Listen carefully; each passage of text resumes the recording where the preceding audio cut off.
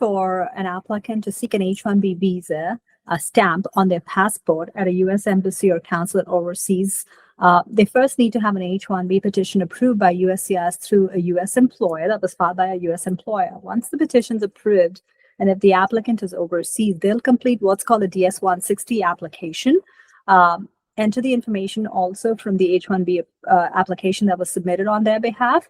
And once the DS-160 is submitted to the U.S. Department of State, and that's an online form, they'll go ahead and schedule an interview with the U.S. Embassy or consulate that has jurisdiction over their place of residence.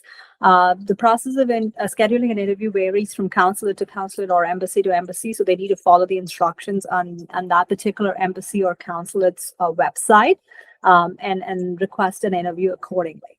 Once an interview is scheduled, the applicant will take a DS-160 confirmation page, a copy of the H-1B approval notice, a copy of the I-129 petition application that was submitted by their employer to USCIS, a copy of the work offer letter from their employer confirming what their role is, the job responsibilities, the salary that's being offered, and that the position is open to them once they arrive in the United States on an H-1B.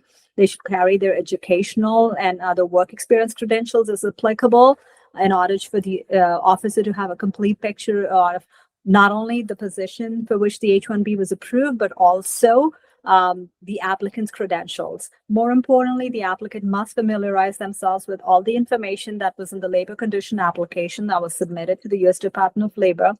With the H-1B petition, they need to know their position well, they need to know their employer well, they need to know what their employer does, where the employer is located, and when do they expect to move to the United States to start working on H-1B once their H-1B visa is approved.